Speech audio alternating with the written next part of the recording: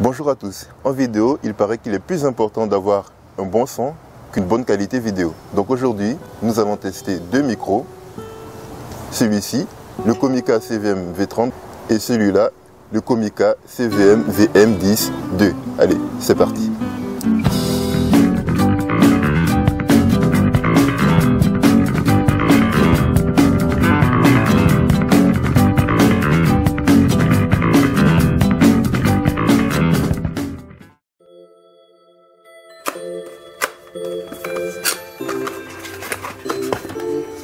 Dans la boîte, on retrouve un manuel, un guide de garantie et une très belle pochette qui, je pense, doit contenir le micro.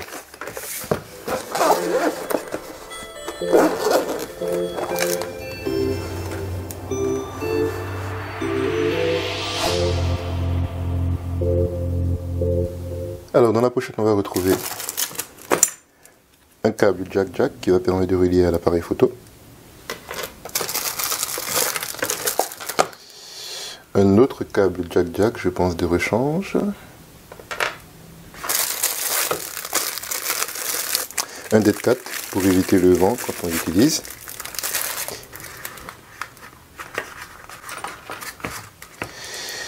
Un petit système de montage qui va permettre d'éviter les vibrations. Une bonnette. Et enfin, la cellule du micro en elle-même.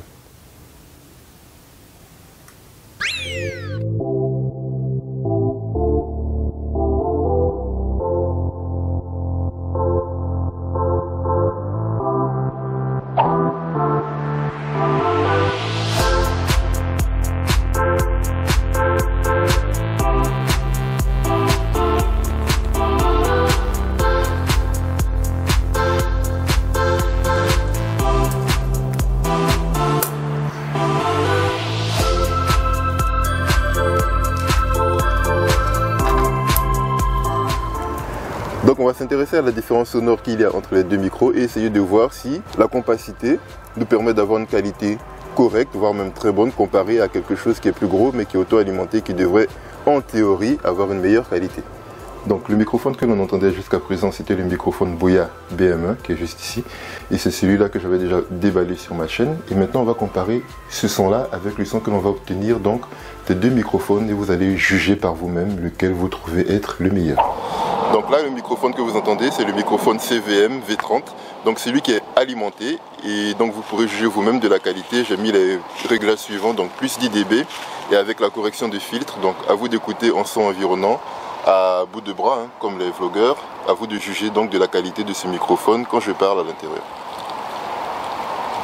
Et donc là, je suis en intérieur dans un environnement beaucoup plus calme, et donc je parle un peu loin du micro, toujours à distance de bras comme un vlogueur. Et je vais me rapprocher du micro et parler directement, très proche, pour que vous puissiez aussi entendre la qualité que ça fait lorsque l'on parle directement très proche du micro. Et maintenant, toujours en face de la cellule de captation, je vais maintenant me déplacer tout en continuant de parler pour que vous puissiez juger vous-même des capacités d'enregistrement, même lorsque l'on n'est pas directement en face du micro. Donc là, je suis environ à 90 degrés du micro, à 30 cm de la cellule, et donc je vous laisse juger de la qualité de ce microphone-là. Et donc là maintenant, vous entendez la qualité de son obtenue avec le deuxième microphone, le CVM VM10-2, celui qui n'a pas d'alimentation supplémentaire à rajouter, qui est auto-alimenté donc par la caméra elle-même. Et donc je vous laisse juger vous-même de la qualité de son obtenue en extérieur avec un tout petit peu de vent et des avions qui passent et des écoliers pas très loin. Et tout comme le test précédent, je vais maintenant continuer de parler tout en m'écartant autour de la cellule d'enregistrement. Et donc là ici je suis à peu près à 90 degrés à 30 cm du micro. Je vous laisse juger de la qualité du son. Et maintenant pour conclure, qualité de son obtenue directement avec le microphone intégré à l'appareil photo. Donc l'appareil photo est un Canon EOS M3. Je vous laisse juger de ce son là. Toujours tenu à peu près à portée de bras, environ 40 ou 45 cm de la cellule de captation. Donc je vais me mettre maintenant à 90 degrés de la cellule de captation pour que vous jugiez de la qualité de son qu'on enregistre dans cette condition là. Pour conclure, que dire donc de la qualité de ces deux microphones? Le son qui en ressort est quand même très correct, hein, de chaque côté, on va pas se mentir. Donc ces deux microphones, je les ai obtenus un petit peu moins de 30 €. Celui-là, j'ai obtenu à 25 € et celui-là, j'ai dû l'obtenir à 29,99 €. Celui-ci, je l'ai acheté sur Gearbest, celui-ci sur TomTop. Donc je vous laisserai les liens dans la description pour que vous puissiez aller voir. Je trouve quand même que la qualité que l'on obtient avec ce microphone-là n'est pas trop mal, comparé à la taille de celui-ci et comparé au fait que je n'ai pas besoin d'alimentation pour pouvoir le faire tourner. Et donc celui-ci, il prend deux piles, hein. Je vous signe, il prend deux piles AAA, qu'on voit ici. C'est relativement facile à trouver, ça c'est pas un problème. Mais le problème, c'est que des fois on peut oublier de l'activer. Ici. Des fois on peut oublier de l'activer. Et le problème quand on oublie de l'activer, c'est que l'appareil photo, lui, ne capte plus de son. Donc il peut vous arriver de perdre des enregistrements juste parce que vous avez oublié de l'activer.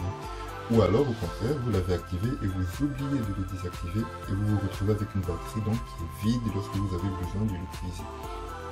Donc c'est des petits détails, hein, mais c'est des petits détails qui moi personnellement m'ont poussé à acheter celui-ci afin de l'essayer et de juger si la qualité est bonne comparée à celui-ci et pouvoir l'utiliser plus facilement en déplacement. Et j'ai pas vraiment de préférence particulière, je trouve que les deux sons sont quand même très corrects avec une qualité quand même, je dirais, supérieure avec celui-ci.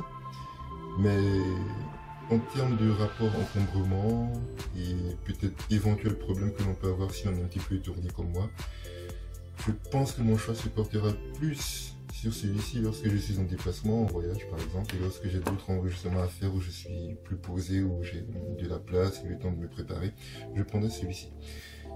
Donc j'espère que cette vidéo vous a plu. Je vous dis maintenant donc très bonne journée, très bonne soirée en fonction du moment auquel vous regardez cette vidéo et à la prochaine. Ciao ciao.